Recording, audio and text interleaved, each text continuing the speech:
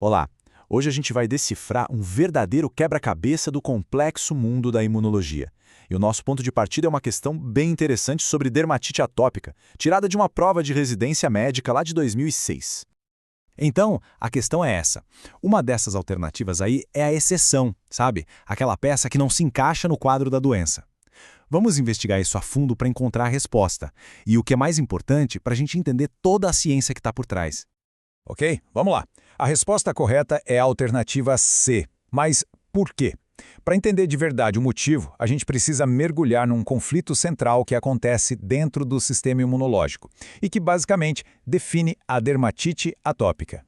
A história da dermatite atópica é, na essência, uma história de duas equipes de células imunes que competem entre si, as células T auxiliares, e, como a gente vai ver, um desses lados acaba dominando completamente o outro. E olha que interessante essa imagem. Ela visualiza o problema central de um jeito bem claro. Imagina uma gangorra.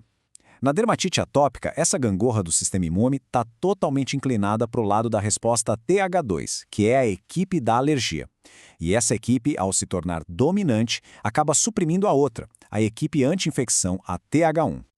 Certo, então o ponto crucial aqui é entender quem são os jogadores dessa equipe T2 que está dominando o jogo. Vamos dar uma olhada nas outras opções da questão. Elas são, na verdade, as marcas registradas dessa condição. Primeiro de tudo, a eosinofilia. Isso nada mais é do que uma consequência direta daquela resposta a TH2 superativa que a gente falou. Ela basicamente convoca essas células inflamatórias específicas para irem direto para a pele e causarem problemas. Depois temos a famosa imunoglobulina E, ou simplesmente IgE. Pensa nela como se fosse o principal anticorpo das reações alérgicas. E o que acontece na dermatite atópica? A produção dela dispara, fica super acelerada. E olha, isso não é um achado qualquer, não. A gente está falando de cerca de 80% dos pacientes com dermatite atópica mostrando níveis de IgE bem elevados. Isso cria uma conexão super clara, ligando a doença diretamente a uma via alérgica. Essa imagem aqui ilustra de forma brilhante o papel das citocinas TH2. É como uma orquestra. Elas não estão lá por acaso. Elas estão ativamente regendo a inflamação. A IL-4 é a maestrina da produção de IgE, a IL-5 recruta os eosinófilos para a pele e a IL-13 é uma das principais responsáveis por danificar a barreira da pele. Certo. Mas como essa batalha microscópica toda se traduz nos sintomas reais? Vamos conectar agora a imunologia com aquilo que milhões de pessoas sentem na própria pele, literalmente. Bom, na sua essência, a dermatite atópica é definida por um problema duplo. De um lado, uma barreira da pele com defeito que deixa alérgenos entrarem. Do outro lado, um sistema imune todo desregulado que reage de forma exagerada a esses invasores. E como isso se manifesta? O sintoma principal que define tudo é a coceira. Uma coceira intensa, implacável. E é essa coceira que leva ao famoso e terrível ciclo vicioso de coçar e arranhar a pele, o que só piora a inflamação e, claro, causa mais coceira ainda. Uma peça fundamental desse quebra-cabeça, muitas vezes, é genética.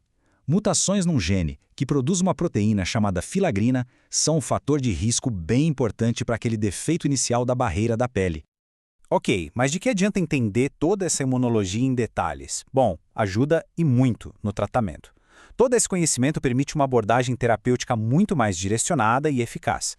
O tratamento, hoje em dia, segue uma estratégia bem lógica, com várias etapas.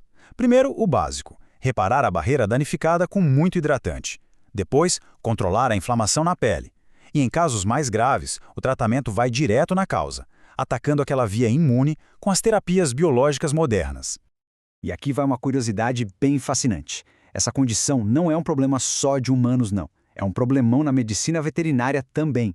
Os cães, especialmente algumas raças, têm uma doença tão parecida que eles se tornaram um modelo natural poderoso para a gente entender a doença e testar novos tratamentos. Agora uma dica de ouro para quem está estudando para alguma prova. Uma comparação clássica entre dermatite atópica e psoríase. A lição principal é bem simples. Dermatite atópica é uma doença movida pela via TH2. Já a psoríase é movida pelas vias TH1 e TH17. É uma diferença fundamental que sempre cai em provas. Então, para a gente fechar e resumir os pontos mais importantes, a dermatite atópica é uma condição onde a resposta imune TH2 domina, enquanto a via TH1 é suprimida. E é isso que leva àqueles sinais clássicos de alergia e inflamação que são a cara da doença.